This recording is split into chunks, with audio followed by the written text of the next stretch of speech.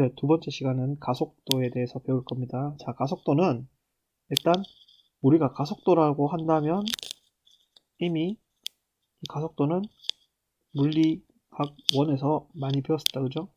자, 가속도라는 거는 시간당 속도가 얼마나 변하는지를 나타내는 값이 가속도였습니다. 자, 그럼 이 가속도를 우리가 일반적으로 물리학 원에서 배울 때는 걸린 시간분의 속도 변화량으로 나타낼 수 있다라고 이야기했었는데 이 값들을 이제는 미분이라는 걸 이용해서 한번 찾아보자라는 겁니다. 자, 그래서 고등학교를 졸업하고 대학을 간다. 그러면 이제 그냥 단순히 나누기가 아니고 미분이라는 걸 이용해서 속도, 가속도를 구할 수 있고 적분이라는 걸 통해서 가속도를 가지고 속도라든지 혹은 이동거리, 변이를 찾을 수 있습니다. 그래서 그런 것들을 한번 찾아보자라는 의미에서 여러분들이 오늘은 세 가지, 이번 시간에는 세 가지. 자, 미분을 이용해서 속도를 나타내는 방법을 설명할 수 있다.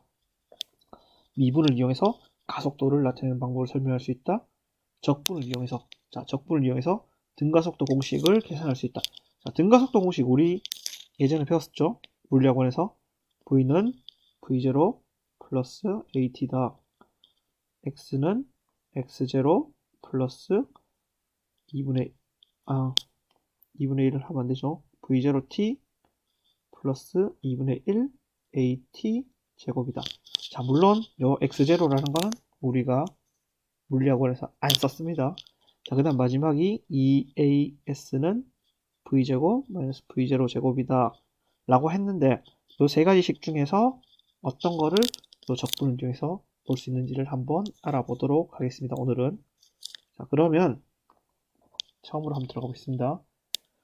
자, 3차원 공간에 위치한 점 P가 있어. 이 P라는 위치 벡터를 R이라는 형태로 나타내게 된다. 자, 위에 화살표가 들어간다면 우리가 지난 시간에 이야기했듯이 화살표가 들어간다면 벡터를 나타낸다 했죠. 벡터는 크기와 방향을 의미하는 것이다 라고 이야기했었습니다.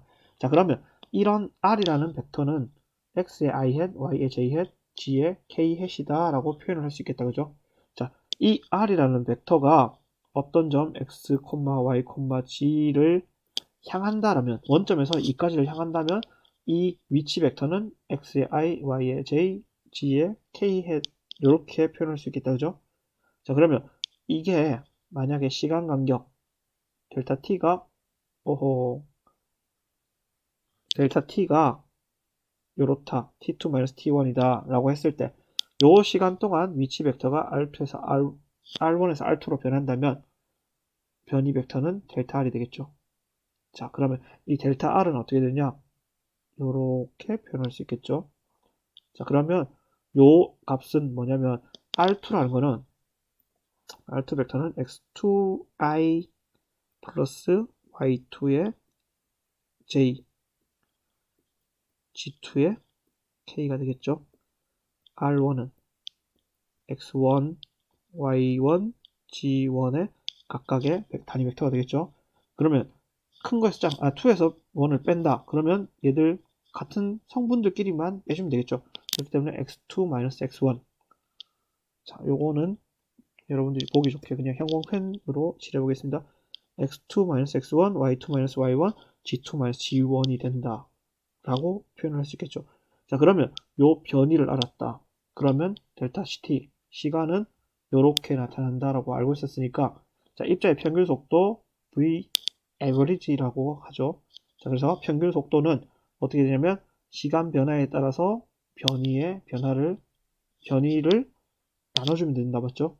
변이를 시간으로 나눠주면 된다.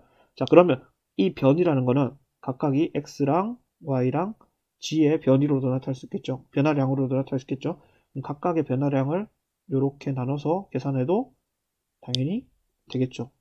그래서 각각의 성분으로 나눠서 표현을 할 수도 있다라는 걸 이해했습니다. 자, 순간의 속도를 구한다면, 그러니까 우리가 순간 속도라는 걸 우리가 배웠었다, 맞죠? 순간 속도라는 건 델타 t, 시간 변화가 매우 작았다. 그렇기 때문에 이 작은 것을 넘어서다 보면 0에 가까워지게 되겠죠. 이 0에 가까워지게 되면 어떻게 되냐면 리미트라고 지어질 수 있죠. 수학 시간에 배웠는지 모르겠는데 이 리미트 델타 t가 0이 된다. 그리고 v 에버리지는 델타 t분의 델타 r이었다. 맞죠? 그래서 요거를 수학적으로 이제 어떻게 나타내냐면 요렇게 나타냈습니다. dr이라는 거를 dt로 나눠준다. 요거를 뭐라고 이야기하냐면 미분이다 라고 이야기합니다. 수학 시간에 배웠었죠, 2학년 때. 자, 이 미분은 쉽게 이야기하면 나누어 주는 거죠. 적분은 다 더하는 거잖아요, 맞죠? 그럼 이걸 나눠주는 거니까 얘 같은 경우는 당연히 이렇게 표현할 수 있겠죠. 그럼 x를 t에 대해서, y를 t에 대해서, g를 t에 대해서 각각 미분해 주는 거니까 요것들은 어떻게 되냐? t분의 x, t분의 y, t분의 g 값이랑 같기 때문에 각각이 vx, vy, vg 값이 되겠다, 맞죠? 그래서 vxi, vyg, vy의 j, vg의 k가 되겠죠. 그래서 이런 순간 속도는 뭐냐면 위치의 시간에 대한 미분이다 라고 표현할 수 있습니다. 자, 평균 가속도라는 걸 보면 아까 평균 속도는 시간으로 위치, 변이를 미분해 줬다 맞죠? 자, 평균 가속도는 그러면 당연히 요 과정은 이제 생략해도 되겠죠? 자, 요 과정 생략하고 순간 가속도는 어떻게 되냐면 속도의 시간에 대한 미분이 되겠죠. 자, 근데 이 속도는 아까 전에 위에서 이렇게 위치의 시간에 대한 미분으로 나타냈습니다. 자, 그러면 위치의 시간에 대한 미분의 시간에 대한 미분. 이 말은 뭐냐면 속도라는 건 위치의 시간에 대한 똑같은 말이네. 자, 순간 가속도는 위치의 시간에 대한 2차 미분이다. 두 번 미분한다라는 의미가 되겠죠. 그래서 2차 미분이다라는 걸 기억을 하면 되겠습니다. 자, 그 다음에 우리가 이제 앞에서 일단 미리 좀 알고 가자라는 의미인데 미분과 적분에 대해서 한다 했잖아, 맞죠? 자, 지금 방금 여러분들이 했는 게 1번 속도를 구하는 방법, 가속도를 나타내는 방법 두 가지를 배웠습니다. 자, 속도는 위치의 시간에 대한 미분, 가속도는 속도의 시간에 대한 미분인데 이거는 위치의 시간에 대한 2차 미분이다 라고 표현할 수 있었다, 그죠? 자, 그 다음 만약에 곡선을 따라 운동하는 그런 입자가 있어요. 이런 곡선을 따라 운동하는 입자의 경우에는 각 지점에서 수평 성분과 수직 성분으로 나눌 수 있습니다. 자, 이렇게 원 운동을 곡선을 따라 운동하는 애가 있는데 얘 같은 경우는 어떻게 되냐면 요 물체가 있다면 요 물체에 작용하는 가속도는 이렇게 접선 방향과 수직 방향, 요 접선에 수직하는 수직 방향으로 나눌 수 있다라는 건데 접선 성분은 A의 T라고 나타낼 수 있고 수직 성분은 A의 R이라고 표현을 한다라고 했을 때 얘들은 어떻게 되냐면 전체의 가속도는 두 개의 합이 된다라는 겁니다. 자, 그러면 얘 값과 얘 값을 그냥 더하는 게 아니죠. 당연히 수직이니까 둘은 각각 따로겠죠. 왜? 방향을 본다면 만약에 아까 전에 다시 그리면 여기 봤을 때 요점에서 이 방향과 이 방향은 요게 만약에 x 방향이다. 다시 이렇게 했을 때 요거를 x 방향의 단위 벡터라고 본다면 요거를 j라고 하는 방향의 단위 벡터로 봐야 되겠죠. 자, 그럼 x라는 방향과 y라는 방향은 서로 더할 수 없었다, 그죠? 그렇기 때문에 얘들은 그냥 벡터의 합으로 표현할 수 있지만 각각의 크기를 더하면 안 된다라는 겁니다. 자, 그 다음 참고로 이제 마지막에 우리가 나타났던 게 뭐냐면 등가속도 공식을 한번 표현해보자 라는 건데 아까 전에 앞에서 3개 적어줬었다 맞죠? 물리학 1에서 배웠던 것들. 자, 그러면 우리가 일단 앞에서 배웠던 미분으로 본다면 가속도 A라는 거는 A는 시간에 대한 미분인데 속도를 시간에 대해서 미분하는 거다 라고 표현했습니다. 그럼 요 값을 dv만 남기고 dt를 양변에 곱해줄 수 있겠다 맞죠? 양변에 이렇게 dt를 곱하게 된다면 dv는 adt가 될 겁니다. 자, 그러면 요거를 적분한다라고 한다면 여기에다가 인테그럴이라는 이런 기호를 표현해야 됩니다. 그럼 dv dv, 인테그랄 dv는 인테그랄 a dt다. 근데 a는 상수가 될 거기 때문에 밖으로 나오겠죠? 맞죠? 그러면 a가 나오고 dt가 되겠죠? 그럼 요거는 적분을 하면 어떻게 되냐? 우리가 부정적분하면 dt를 부정적분하면 어떻게 되냐? t 플러스 c가 되겠죠? 부정적분 상수. 그래서 요건 어떻게 되냐면 dv를 적분했을 때는 v가 될 거고, 요 뒤에 t 플러스 c가 있는데 앞에 당연히 a가 있었죠. 그렇기 때문에 얘들에게 a가 곱해지는데 at가 되고, 요 c는 어차피 상수이기 때문에 a를 곱해도 상수가 되겠죠. 자, a를 곱해도 상수가 되기 때문에 얘는 그냥 c라는 상수로 그냥 그대로 적어도 되겠죠. 근데 우리가 생각할 때 요 v라는 값을 구할 때 요 상수는 뭐가 될 수 있냐면 초기에 얘가 얼마의 속도를 가졌는지, v0라는 거는 뭐냐면 시간이 t일 때의 속도라는 의미를 나타내는 값이 됩니다. 자, 그래서 요 값은 v0 플러스 at가 된다. 그래서 v는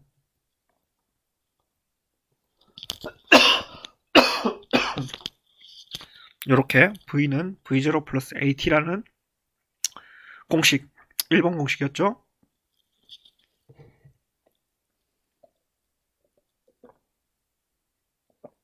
자, 1번 공식 이해할 수 있었고, 그 다음에 두 번째 거리라는 공식이 있었잖아요. 맞죠? 거리 x는 v0t 플러스 2분의 1 at 제곱이었습니다.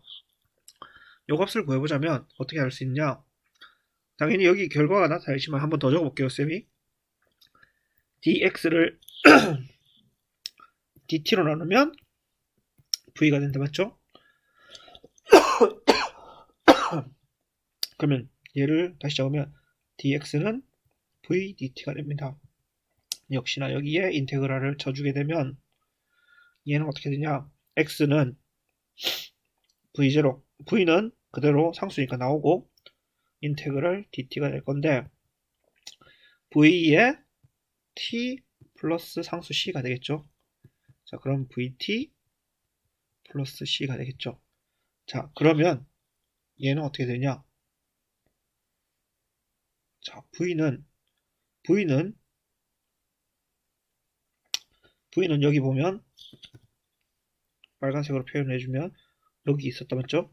그럼 얘를 요 v 대신에 넣으면 되겠죠. 자, 그럼 x라는 거는 v 대신에 v0 플러스 at라는 거를 넣게 된다, 맞죠?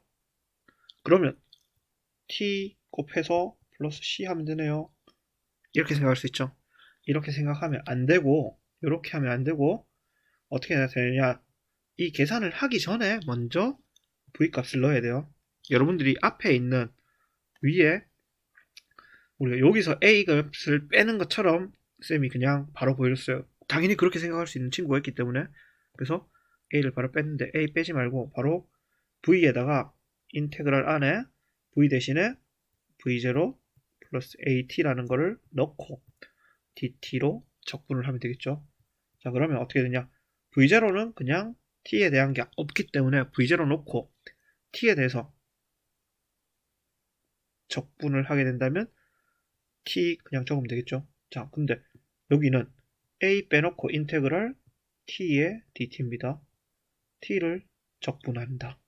그러면 t는 적분하려면 t를 미분할 때는 위에 숫자를 앞에 적어주고 요 숫자를 빼기 1 해주잖아, 맞죠? 그럼 적분은 당연히 요 숫자, 원래 숫자에 플러스 1을 해주고 플러스 1 했는 만큼을 나눠줘야 되겠죠. 자, 그러면 얘는 다시 적으면 v0t 있고 a가 있을 거고 t가 제곱이 되겠다, 맞죠? 그럼 제곱했는 거를 앞에 분모에 적어주고 이렇게 적어줘야 된다 했죠. 그래서 이 x는 v0t 플러스 2분의 1 at 제곱이다 라고 표현을 할 수 있다는 겁니다. 근데 아까 뒤에 부정적분은 상수 c가 붙어야 된다, 맞죠? 이 상수 c가 어떻게 되냐?